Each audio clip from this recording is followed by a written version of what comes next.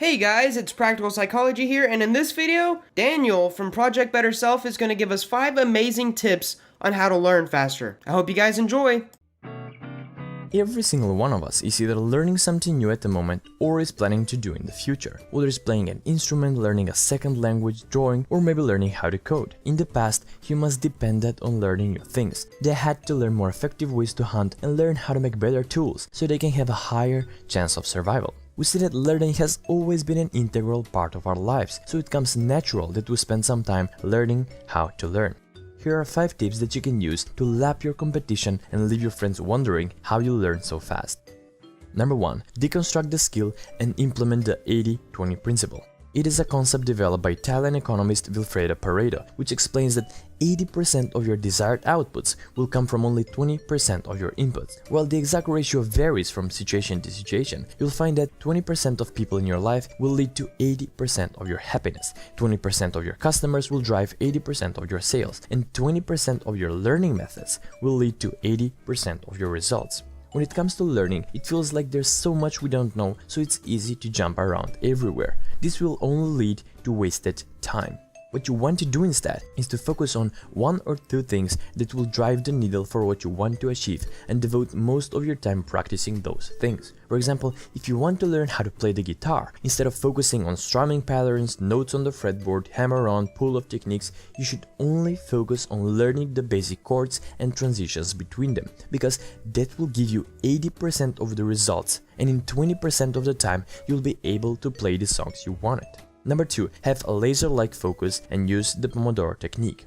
To learn quickly, it'll be important to commit your full focus and attention when you're researching and practicing a skill. These days, that's easier said than done thanks to our short attention spans and constantly buzzing devices. To help you stay focused, start using the Pomodoro technique. The Pomodoro technique consists of shutting down all external distractions and fully focusing on the task for a short period of time, usually 20 to 25 minutes, and then taking a short break of 1 to 5 minutes. I've learned coding from scratch in 4 months by using this principle. My daily schedule was 12 Pomodoro sessions, each spending around 25 minutes of focus state and 5 minutes of rest, and after every 4 sessions, I would take a longer break. The Pomodoro technique produces amazing results because our brain is more receptive to new information when we're focused. When you look at it, it's basically common sense. More focus means deeper connections. Number 3. Learn by doing. Immersion is by far the best way to learn anything, and as research shows, it turns out that humans retain 10% of what they learn from reading, 20% of what they learn from audiovisual, 50% of what they learn when they see a demonstration, up to 70% of what they learn when they practice what they learned, and up to 90% of what they learn when they use it immediately. Try to remember how you learned to play soccer, ride a bicycle, or swim. Instead of watching tutorials or reading a textbook on how to do something, the way to learn faster is to get your hands dirty and gain experience through making mistakes. Number 4. Be persistent. Unfortunately, many of us give up before or during what Seth Godin calls the dip. Godin says that although it's important to know when to quit, many potential winners don't reach success because they quit before the dip. According to Godin, 5 reasons you might fail to follow through are: you run out of time and quit, you run out of money and quit, you get scared and quit, you're not serious about it and quit, or you lose interest and quit.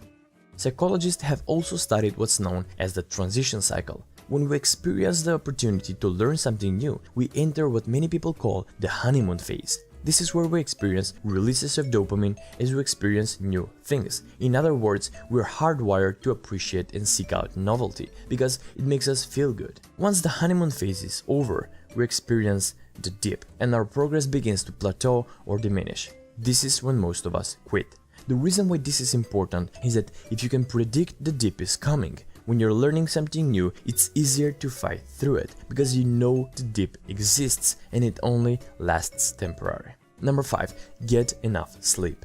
Sleep plays a big role in our ability to learn new information and skills. When we are awake, new situations and stimuli can prevent new memories from consolidating in our minds, but when we are asleep, we're better at creating new memories. One study from a German research lab found that sleep helps our memory formation most if you know you will need the information later. In fact, some scientists believe the brain can actually change its own structure and organization.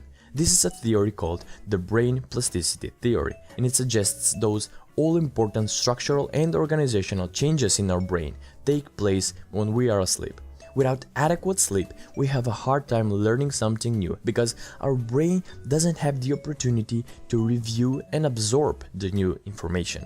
When you get enough sleep while you're learning a new skill, you'll be able to consolidate those memories faster and make fewer mistakes overall. So to recap, break down the skill and use the Pareto principle. Practice the 20% that will give you 80% of the results. Focus deeply when practicing the skill and use multiple Pomodoro sessions. Learn by immersing yourself and actually doing the skill you are learning.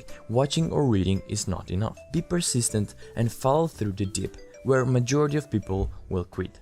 And finally, get adequate sleep to help your brain store all the information and prepare you for the day ahead. Leave a like below if you liked the video, and make sure to subscribe to Practical Psychology if you haven't already. You can check out my channel too for similar videos. Anyway, thanks for watching, and I'll see you next time.